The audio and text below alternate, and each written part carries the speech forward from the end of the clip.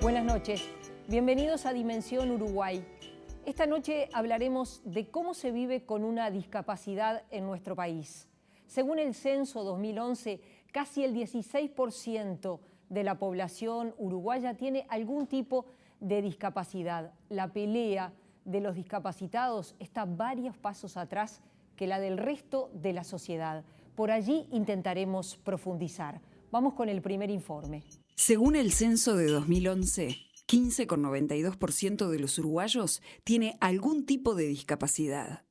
11% tiene una discapacidad leve, 4% discapacidad moderada y 0,72% una discapacidad severa. Casi la mitad, 48% de las personas con discapacidad pertenecen a los hogares de menores ingresos.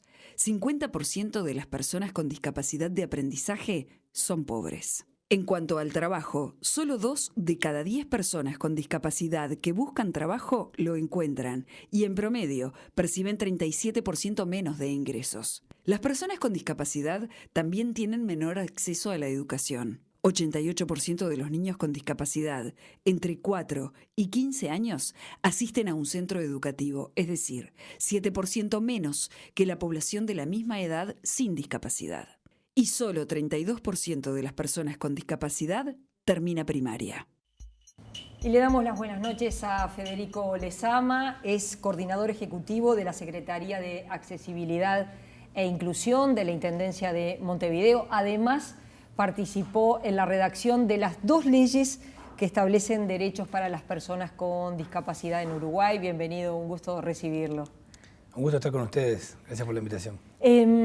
Federico, en la presentación yo decía una frase que en realidad la tomé de un editorial suyo en la revista Rampa que dice: las personas con discapacidad están varios pasos atrás que el resto de la sociedad. Mientras los trabajadores pelean por un salario, por mejores condiciones de trabajo, un discapacitado pelea por tener trabajo. Sí. Esa perspectiva de análisis es parte del problema. Es decir, generalmente cuando se abordan las temáticas de la discapacidad en distintos niveles institucionales, educativos, periodísticos, hay una referencia a pensar a las personas con discapacidad como un sector vulnerable al que hay que ayudar particularmente, muy parecido a los niños, ¿no? Personas que no se les atribuye ningún tipo de capacidad de aportar a la sociedad. Decir que las personas con discapacidad están atrasados en la lucha por los derechos a nivel de lo que es el trabajo, la educación, la salud, es un enfoque distinto, porque supone una capacidad de trabajar, supone una capacidad de estudiar, supone una capacidad de ser parte de la sociedad. Y ese quizás es el primer quiebre que necesitamos procesar para poder tomar las definiciones, obviamente desde el Estado, pero también las definiciones cotidianas del sector privado, incluso del mercado, que considere a las personas con discapacidad incluso como consumidores, cosa que hoy no pasa y no se desarrollan ofertas. Y las personas, al no tener posibilidades de participar activamente en la sociedad, de circular libremente por las ciudades, no tienen posibilidades de demandar. Sujetos de derecho, más que decir le doy un trabajo porque lo ayudo, porque soy bueno, por decirlo de alguna manera. Bueno, hoy quizás las respuestas que están más presentes son desde esta perspectiva de la responsabilidad social, empresarial. Es decir, hoy emplear a una persona con discapacidad no es un acto de contratar los servicios de una persona que va a generar una tarea necesaria y que va a cumplir una función, sino que es una acción de responsabilidad social. Esa noción, que está vista como positiva, porque es de responsabilidad con la sociedad, transmite una visión negativa. Refuerza esa idea de que la persona no puede producir, no puede aportarle a la sociedad. ¿Cuáles son las normas internacionales al respecto y cómo se reflejan en lo que está haciendo Uruguay? Bueno, hay una historia de los últimos 20, 30 años a nivel internacional de distintas normativas. La más importante actualmente es la Convención Internacional de los Derechos de las Personas con Discapacidad, aprobada en el año 2006 por Naciones Unidas, ratificada por Uruguay en el año 2008, y que de alguna manera es el programa más avanzado que hay a nivel internacional, donde marca claramente cuál es la ubicación conceptual y también cuáles son los principales lineamientos y prioridades que deben realizar los estados para garantizar los derechos. Y particularmente Uruguay, el mes que viene, en agosto, está próximo... ¿El 1 de agosto? En 13 de agosto, el 13 de agosto. Tiene que rendir cuentas a Naciones Unidas sobre la aplicación de la Convención en nuestro país. Es un informe que se realizó, así como hay otros informes a partir de otras convenciones. Este es el primer informe que realiza el Uruguay y de alguna manera es la primera vez que el Estado se va a tener que cotejar a ver cómo vamos en los avances rendir un sociales examen con un sistema de Naciones Unidas. Y sin lugar a dudas que esto en la historia del abordaje de la discapacidad es un hito muy importante a nivel del Uruguay y también, obviamente, a nivel internacional. ¿Y qué es lo que vamos a plantear en ese informe? Y también, ¿cuáles han sido las recomendaciones que Naciones Unidas le ha hecho a nuestro país? Bueno, las recomendaciones van a ser posteriores a la presentación del informe. Pero ya han habido recomendaciones de Naciones Unidas a nuestro país en cuanto a la accesibilidad. Sí, porque hay aspectos que son bastante básicos. Nosotros tenemos un Estado que históricamente ha abordado el tema de la discapacidad desde una estrategia de transferir la responsabilidad al sector privado.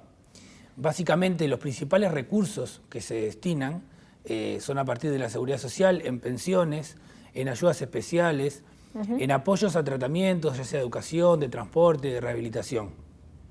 Esta estrategia de atención expresa un componente caritativo de alguna manera. ¿Y por qué digo esto?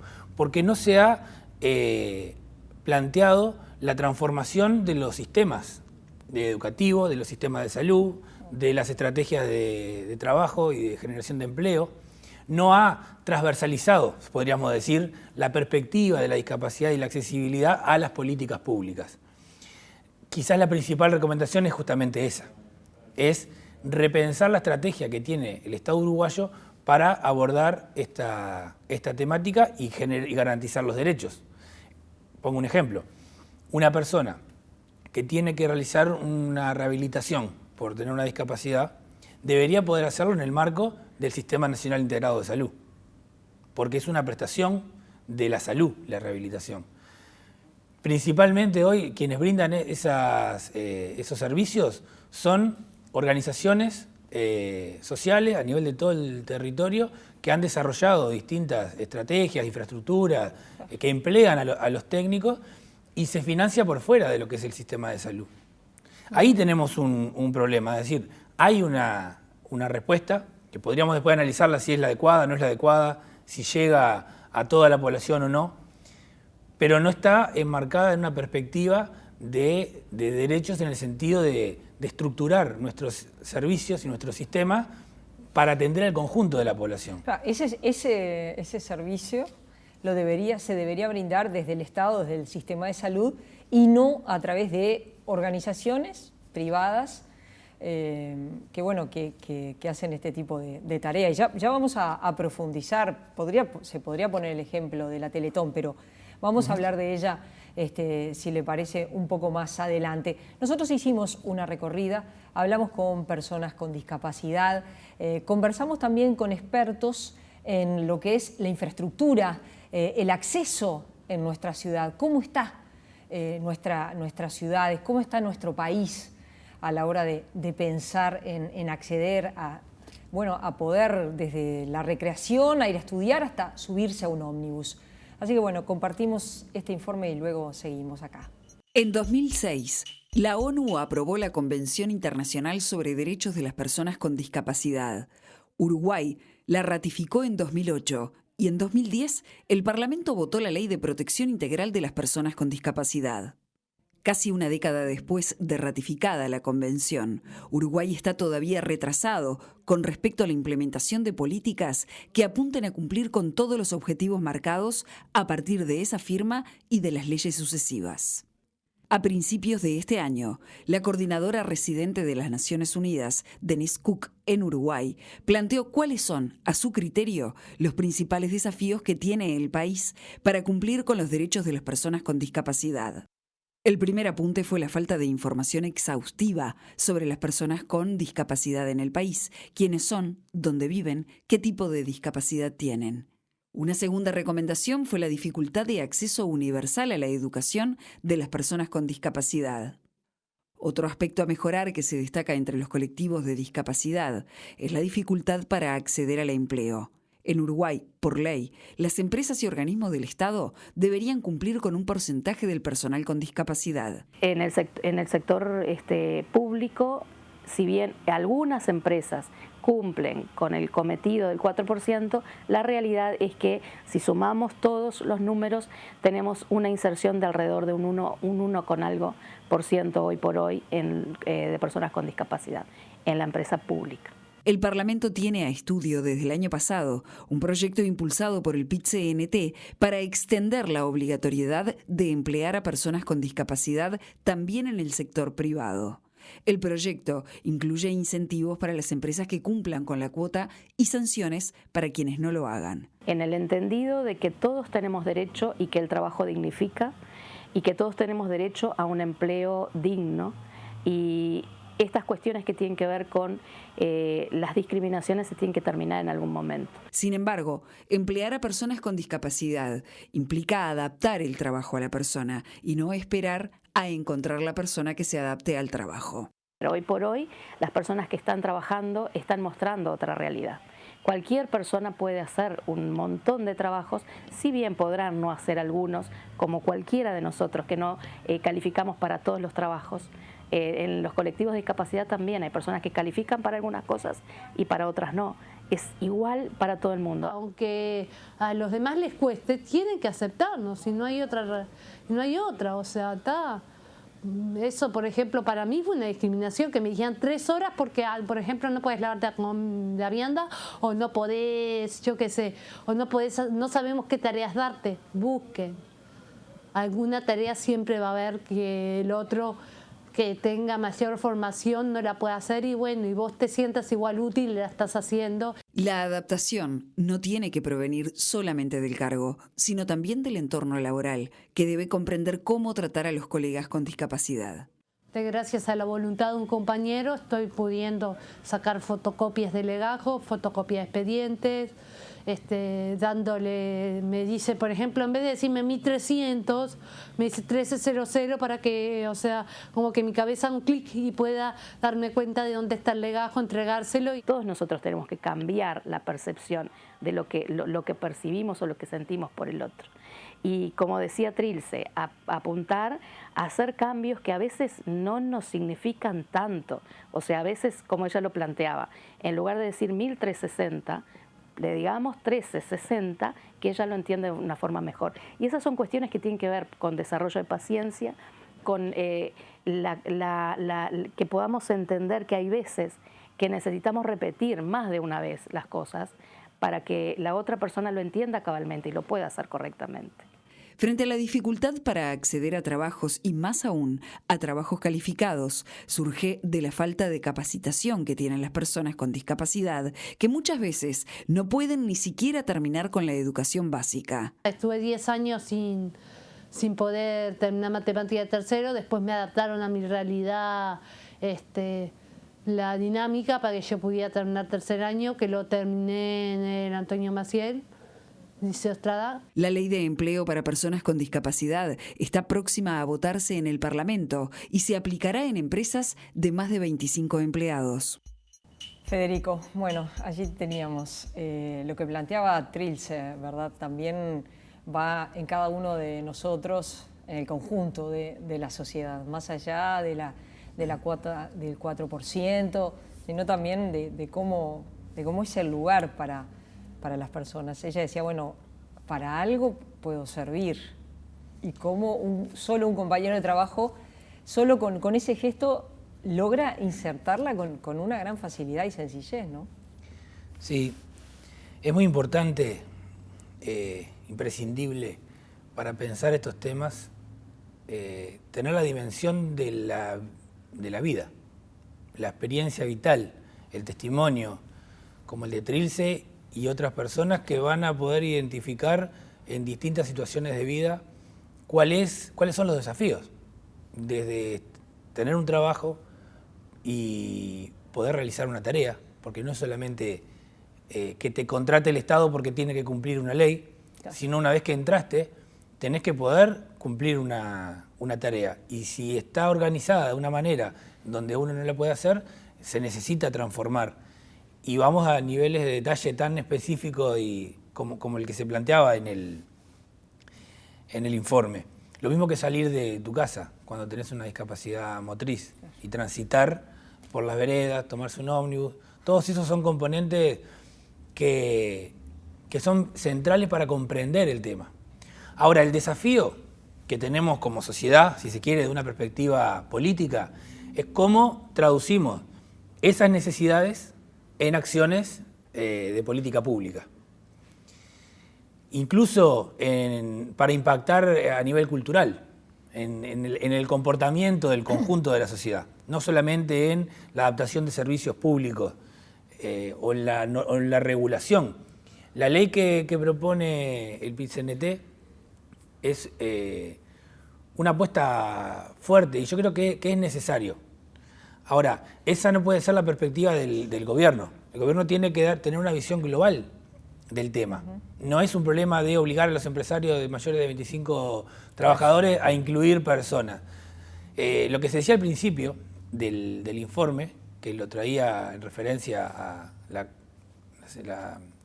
Denise Cook, que es la residente de Naciones Unidas, quizás es la piedra fundamental para la construcción de política pública, que es saber cuántas personas son, dónde están y qué necesitan. El Uruguay todavía no tiene esa información. El censo lo que nos da es un número de personas que manifestaron tener alguna dificultad para ver, para oír, para caminar, para relacionarse. Y ese es el 16%. Pero no sabemos de cuáles son las necesidades de esa persona. Porque uno puede tener una discapacidad similar, puede tener una discapacidad visual o puede ser sordo, ¿no? También para mencionar a los sordos, porque este es el único programa periodístico que tiene incluida la lengua de señas y que es posible que le llegue a un sector de la población que por otro lado no le va a llegar. No es lo mismo una persona sorda que vive en Montevideo que una persona sorda que vive en Rivera. No es lo mismo una persona sorda que vive en una familia que tiene buenos ingresos a una persona sorda que vive en una familia pobre.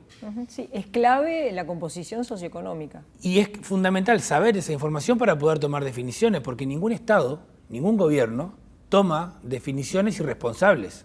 Y definiciones que impliquen asignaciones presupuestales que no sepa cuánto le va a salir. ¿Y se está buscando subsanar esta situación? ¿Se está haciendo estos estudios? En los últimos 10 años, básicamente en el gobierno del Frente Amplio, a nivel nacional, han habido algunos intentos. Particularmente en el año 2012 se implementó un programa que se llama Uruguay sin Barreras, que implicaba básicamente hacer un censo de personas con discapacidad. Se empezó por Artigas, se relevó toda la situación de Artigas y luego se fue implementando en el resto del país. Al día de hoy yo no tengo clara la información cuánto está avanzando. De hecho, no tenemos hoy los datos que nos estén permitiendo tomar definiciones a partir de ese programa. Se están haciendo cosas y se están haciendo cosas importantes, pero no se están haciendo las cosas necesarias.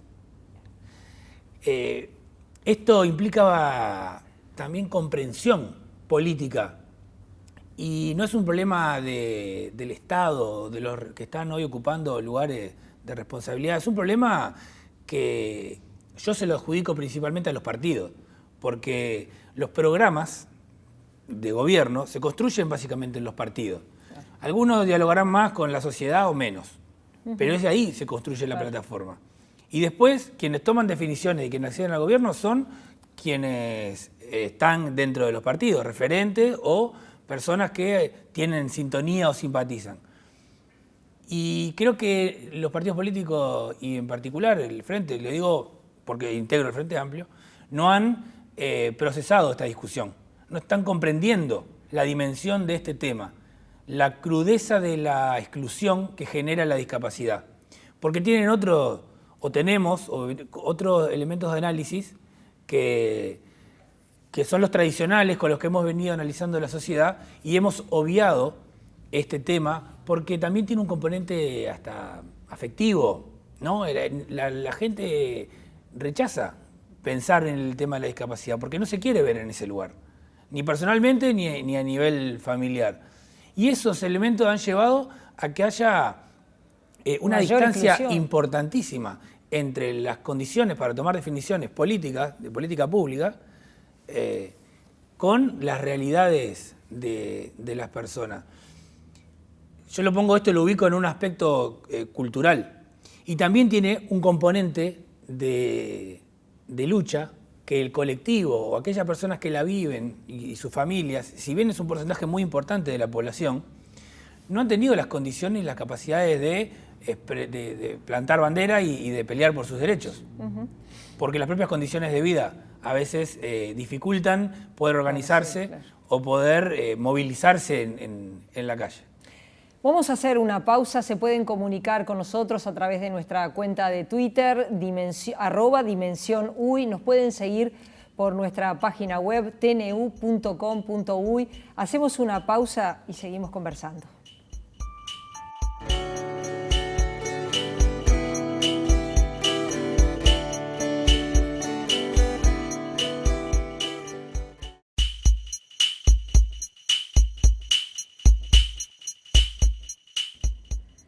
Seguimos esta noche en Dimensión Uruguay conversando sobre cómo se vive en Uruguay con una discapacidad. Estamos con Federico Lezama. Recién hablábamos del acceso, de las cuestiones, si se quiere, más culturales, ¿verdad? Lo que recién planteaba Trilce, el relacionamiento en los lugares de trabajo, en los centros de estudio. ¿Hay planes especiales para esta inserción laboral y también la inserción en el sistema educativo?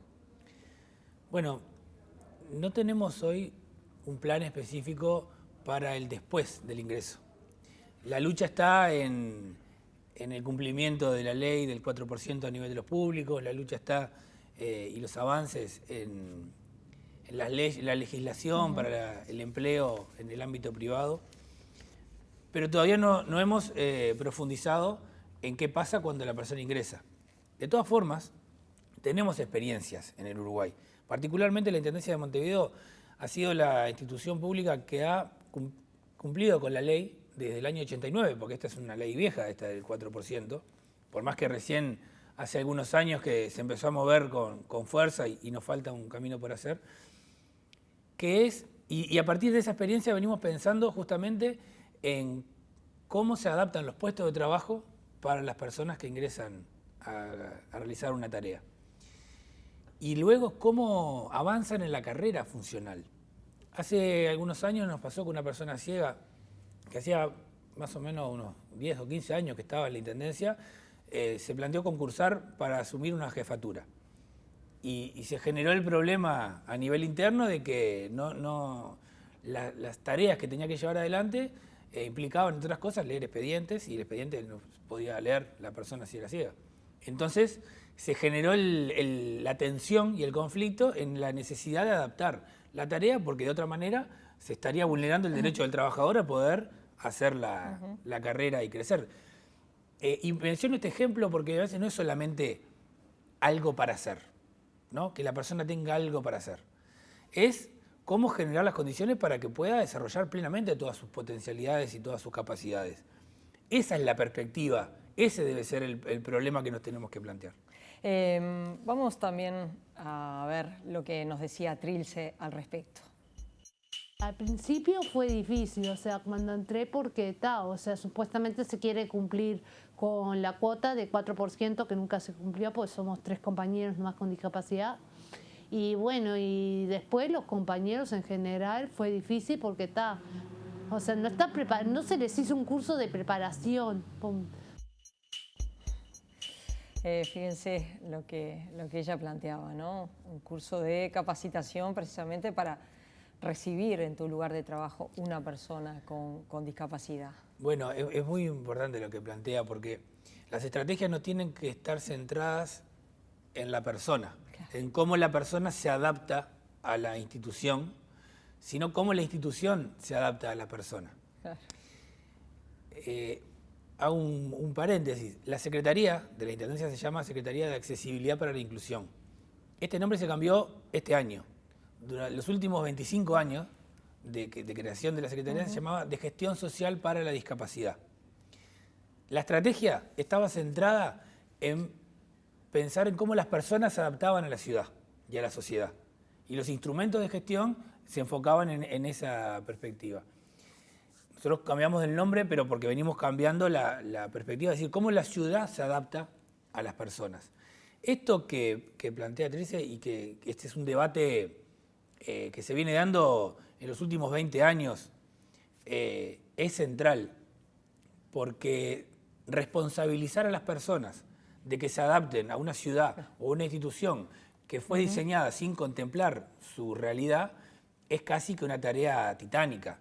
Y ahí es donde surgen muchas veces las expresiones de las capacidades diferentes o de adjudicarle a las personas con discapacidad una capacidad extraordinaria y de superación, ¿no?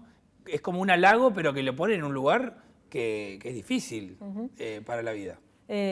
Respecto a la infraestructura de nuestras ciudades, también elaboramos el siguiente informe. Vamos a verlo. Transformar una ciudad con casi 300 años de historia y una gran cantidad de construcciones de principios del siglo pasado es un desafío constante para las autoridades urbanísticas de Montevideo. Es un tema que, si bien está en la agenda hace mucho tiempo, todo el tiempo se están incorporando nuevos conceptos, nuevas miradas y nuevas reflexiones sobre cómo intervenir en el tema de accesibilidad y de inclusión en la ciudad. Es un tema sumamente complejo. Uno tiene que actuar sobre una ciudad construida que no siempre permite dar las soluciones ideales desde el punto de vista físico, la pendiente de la rampa, etcétera, etcétera. Desde 2014 rige una norma sobre las construcciones públicas y privadas en lo relativo a accesibilidad que cambió los paradigmas de construcción que se tenían hasta el momento con respecto a este tema.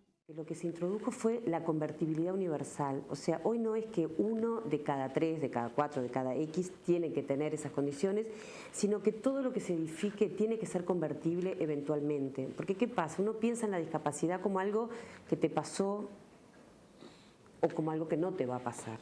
Pero en realidad, bueno, basta vivir para saber que puede cambiarnos la vida en cualquier momento. Justamente, la adaptación no es la misma para aquellas personas que nacieron y crecieron con una discapacidad que para aquellas a las que la discapacidad las sorprende en la mitad de la vida. Para mí una preocupación muy grande era que la casa lo recibiera en su nueva situación, que no encontrara barreras arquitectónicas dentro de su propia vivienda. Sin embargo, uno de los reclamos más frecuentes es la dificultad para transitar por las veredas de Montevideo. Horrible, las veredas es horrible, o sea, uno ve que faltan baldosas y claro, uno cuando está bien, pero si tú venís con la silla de ruedas, yo que tengo las manos y que hago wheelie, la pongo en 2 ruedas y la manejo bastante bien la silla, más o menos me las puedo ingeniar. Pero si no es horrible. Y bueno, de las rampas, hay más rampas, es cierto, más en las esquinas. Hay temas que surgen así, más o menos inevitablemente cuando conversamos sobre estos temas, que es el estado de las veredas, muchas veces que todos sabemos que corresponden en realidad al propietario, al frentista, pero bueno, es una sucesión de problemas que se van encadenando, las raíces de los árboles, que es otra de las grandes quejas, que eso sí, indudablemente lo tenemos que resolver nosotros. El artículo 9 de la Convención Internacional sobre los Derechos de Personas con Discapacidad indica que las autoridades deben asegurarles el acceso en igualdad de condiciones al entorno físico, al transporte, la información y las comunicaciones, además de identificar y eliminar los obstáculos y barreras de acceso. Una ciudad que no es para todos es una ciudad poco democrática, ¿no? Y poco respetuosa de todos sus conciudadanos. Bueno, allí tenían, ¿no?, lo que decía bueno, el doctor que está discapacitado y que dice, bueno, las calles son un desastre. Su esposa que decía, bueno, tenía que llegar a casa y quisimos poner la casa en condiciones, ¿no? Sin duda. Por eso hoy decía y reafirmo, es central poder escuchar la perspectiva de la discapacidad desde la vida, para poder comprender la dimensión y la complejidad del tema. Esto implica adaptar una casa, que implica adaptar un baño, un dormitorio, ¿no? Y dependiendo en función de la casa y las posibilidades de realizarlo, implica transformar una ciudad con sus veredas, pero con su sistema de transporte, pero también con la los servicios, recreación, ¿verdad? con las Con los plazas, espacios con públicos, los edificios donde se hacen trámites. ¿Por qué adaptarla? Porque hay que generar las condiciones para que la gente pueda tener una vida, ¿no? Tener una discapacidad no significa que se terminó la vida y que hay que estar recluido dentro de un dormitorio y eventualmente a una salida transitoria al sanatorio, ¿no? Un compañero, una persona con una discapacidad, me decía hace algún tiempo que a veces para él tener una discapacidad en Uruguay sentía que tenía prisión domiciliaria, porque no tenía condiciones para poder salir de su casa y que no habían instrumentos del Estado, no tenía quien recurrir para poder movilizarse. Esa situación es cruda y es real. Montevideo, en particular con respecto al Uruguay, hoy, en los últimos años, ha hecho transformaciones como ningún otro departamento y comparado con sí mismo, las transformaciones de los últimos 10 años podríamos decir que son mayores a toda su historia. Todo lo que se transformó la ciudad en condiciones de accesibilidad en toda la historia de Montevideo es menor a todo lo que ha pasado en los últimos 10 años. Y eso me refiero principalmente al sistema de transporte, a todo lo que han sido las obras urbanísticas, espacios públicos, de incorporación de rebaje, de mejora de veredas. Aún así, cuando evaluamos cuál es la distancia que hay entre la ciudad y la necesidad de las personas, sigue siendo altísima. Sigue siendo una ciudad inaccesible.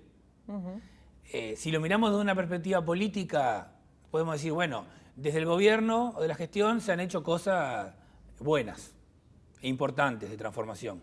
Ahora, cuando lo miramos desde la vida y de la necesidad, todas las cosas buenas que se han hecho no son suficientes y siguen generando que la gente sienta que está preso en su propia casa. Lo que nos contaba el doctor Grinola, a mí me pareció realmente increíble en cuanto a que, bueno, él es un hombre con mucha actividad, médico intensivista, docente universitario, que sufre un accidente de tránsito, que queda parapléjico y miren lo que cuenta respecto a todos los trámites que tiene que hacer por esta situación.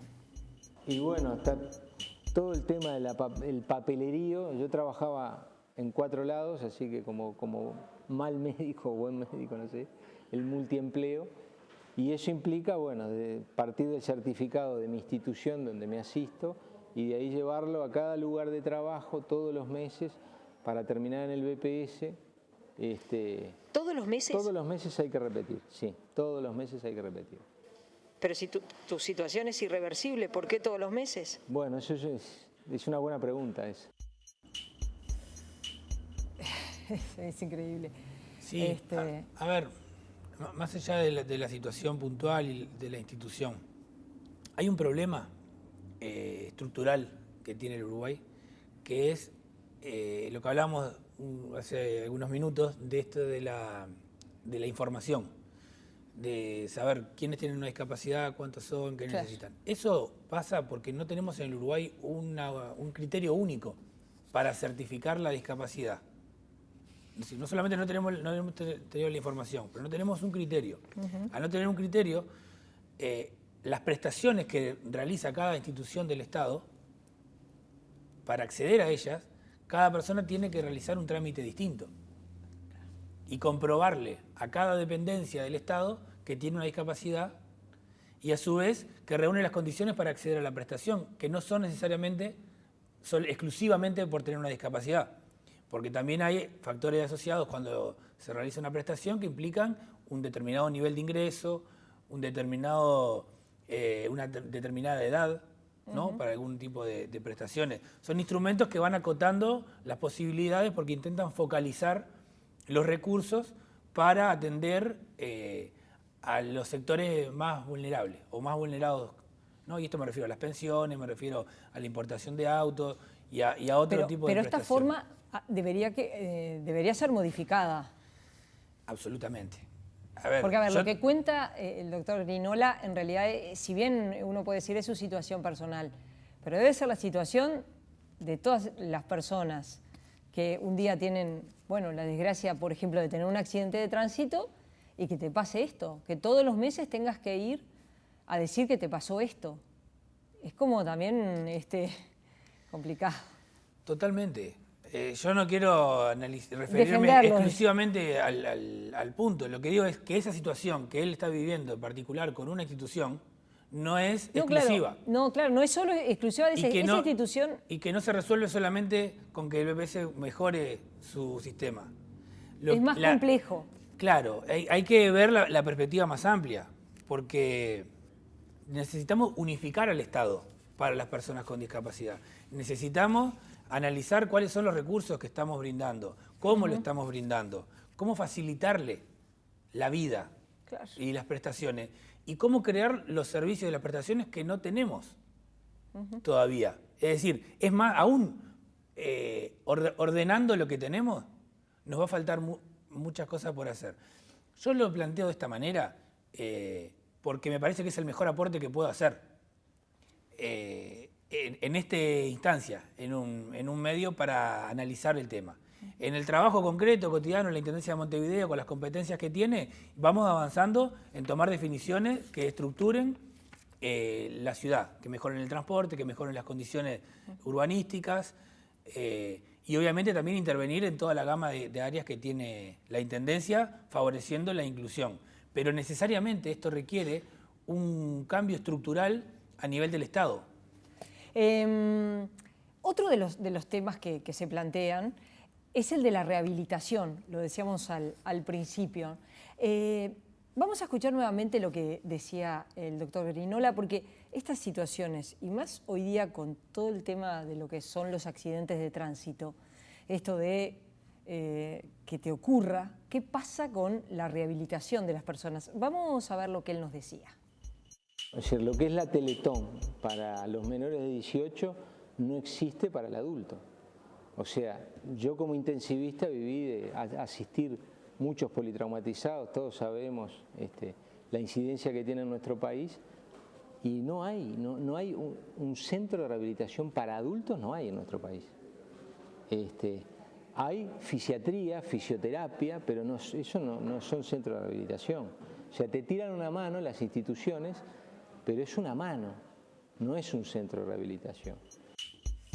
Bueno, lo que él planteaba, ¿no? Es que está clarísimo.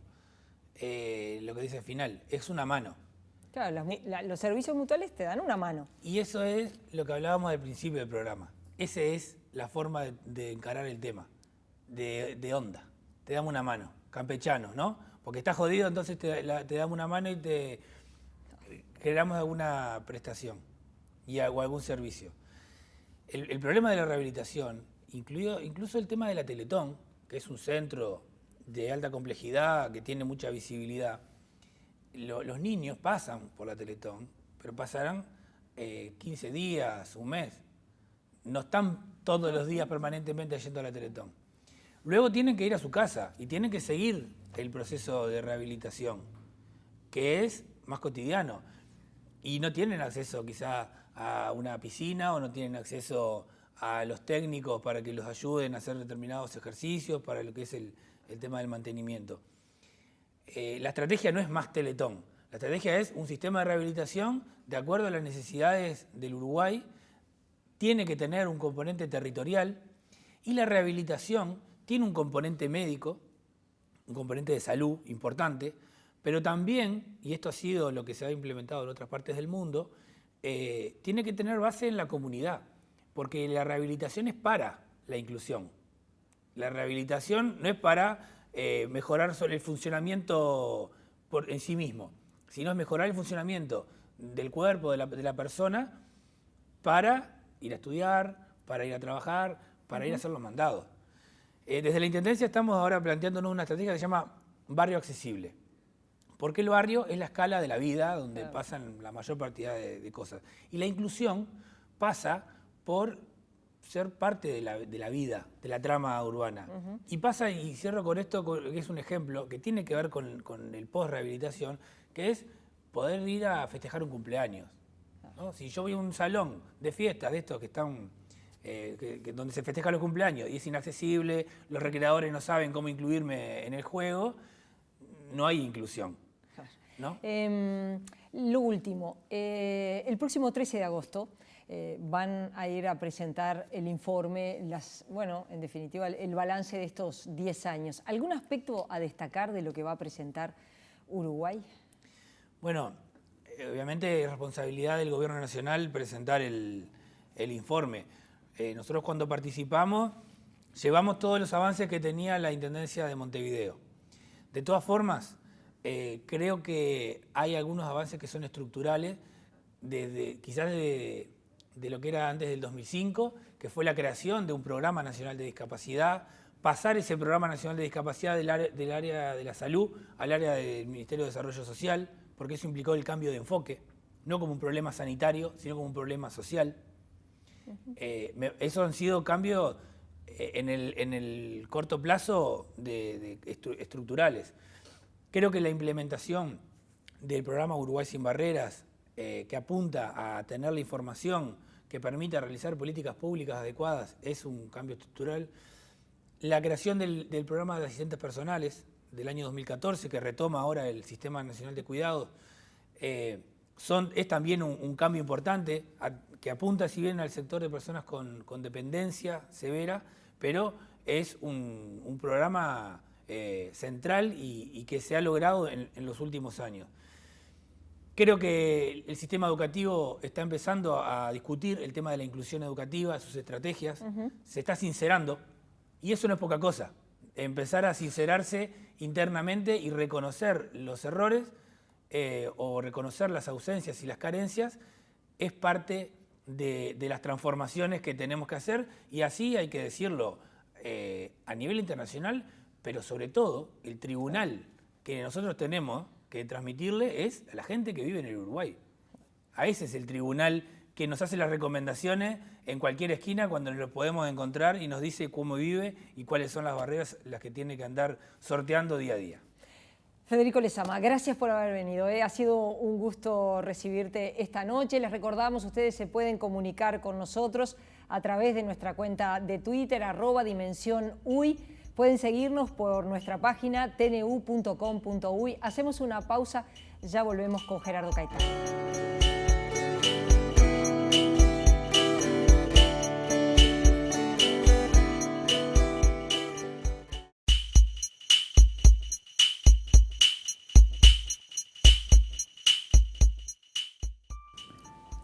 Le damos las buenas noches al historiador, politólogo Gerardo Caetano. ¿Cómo estás, Gerardo? ¿Qué tal? ¿Cómo estás? Un tema complejo que se aborda bastante poco, tiene, creo, bastante poca visibilidad, a pesar de tener cifras muy importantes, como es lo que mencionábamos en el primer informe. Recordemos lo que decía el censo 2011, casi 16% de las personas en Uruguay dicen tener alguna discapacidad, y a la vez reconocer, en este caso desde la Intendencia, pero desde el propio Estado, que no hay números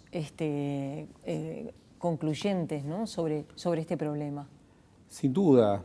Yo creo que la sociedad muchas veces invisibiliza algunos temas que no quiere, algunos temas que le provocan temor, ¿no? Y este es uno de ellos. Y este es el tema, en muchas ocasiones, de los más infelices, de aquellos que tienen más problemas, por cuanto tú veías los cruces de los datos. La mayor parte de los discapacitados son pobres, además, y además no amplifican su voz, no pueden amplificar su voz llegando a los medios de comunicación, tienen muy escasa o nula influencia política, no pueden configurar un grupo de presión y son objeto, por lo general, de una mirada caritativa por parte de la sociedad. Esto era algo muy importante que se establecía. Si las políticas públicas que desarrolla un Estado, que por otra parte no toma este grupo como un grupo cuya atención le corresponde en primer lugar y trata de derivar a actores privados la atención de este núcleo de población, estamos desarrollando políticas públicas que no empoderan ciudadanos. Estamos impulsando políticas públicas que de alguna manera lo que desarrollan es un espíritu de caridad.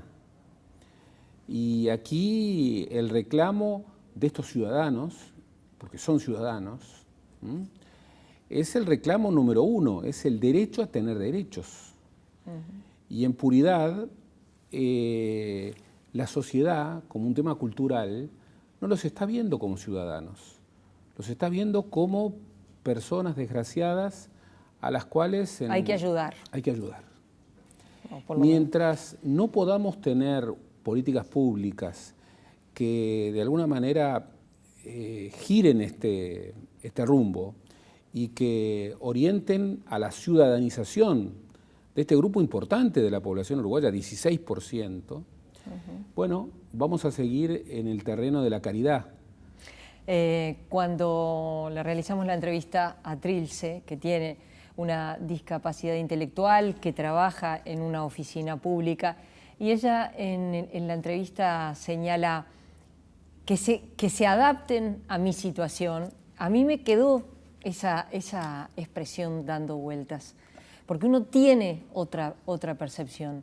Sos vos el que te tenés que adaptar y tenés que agradecer que te den este lugar. Entonces, ella me removió cuando me planteó eso. Exacto. ¿No? O el doctor Grinola, que nos contó, compartimos algunos pasajes de entrevistas que fueron, la verdad, mucho más largas, que él decía, se fue a rehabilitar a Buenos Aires porque hubo una colecta entre amigos, en un centro de rehabilitación en Buenos Aires que salía algo así como $1000 por día. Y le hicieron una colecta a sus propios amigos y fue, obviamente, un tiempo, $1000 por día. Y el escudo de los débiles, que es el Estado, en este país, ausente. O yo no quiero ser injusto con las organizaciones, las instituciones, digamos, los trabajadores que tienen como eje de su trabajo, muchas veces en el sector público, el tratamiento a este tipo de personas.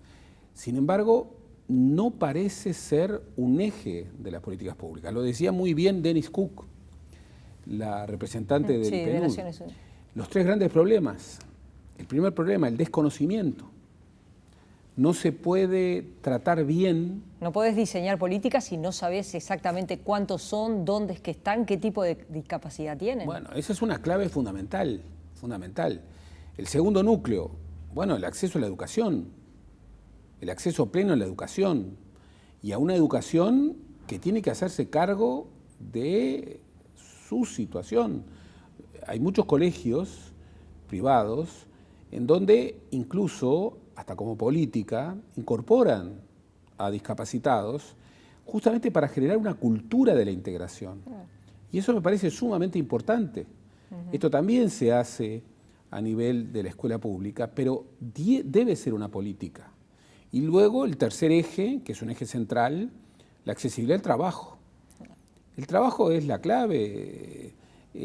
Alguien que tiene un trabajo en donde es menoscabado o donde se siente marginado o donde se siente el peón de los mandados, o donde siente casi una situación en donde se lo ve como un estorbo, obviamente va creando resentimiento, va creando falta de autoestima. ¿Pensás que es fundamentalmente un problema económico, esa falta de políticas? Por supuesto de que toda política pública tiene una dimensión económica, pero como bien se ha dicho, la política no es el arte de lo posible, es el arte de hacer posible lo necesario.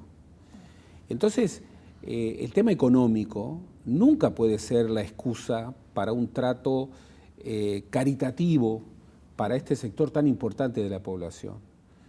En estos últimos años se ha acrecentado mucho esta idea de los derechos, esta idea del empoderamiento de esta franja de la población desde una perspectiva de derechos, pero hace falta mucho más. Por ejemplo, en la Facultad de Ciencias Sociales en la que trabajo, han habido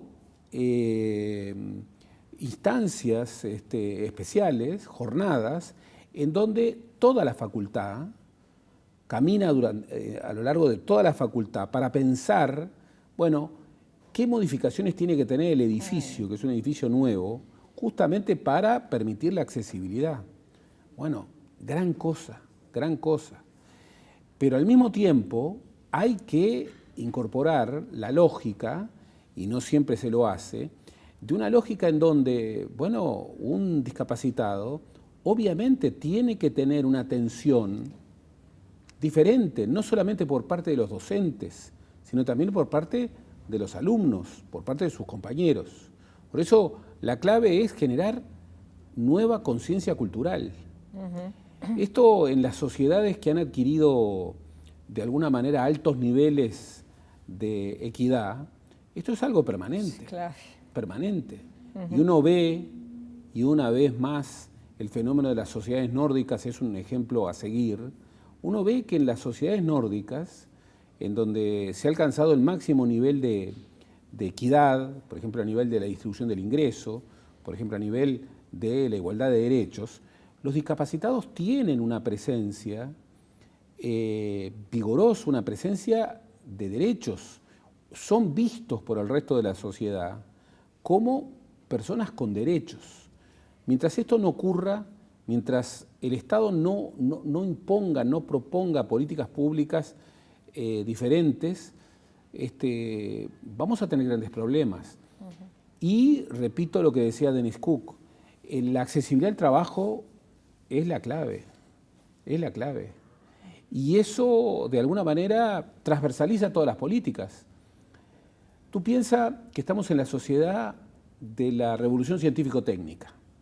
Entonces, aparentemente, el nuevo paradigma tecnoeconómico se va a alejar cada vez más a un discapacitado, porque va a exigir cada vez más capacidad, destrezas.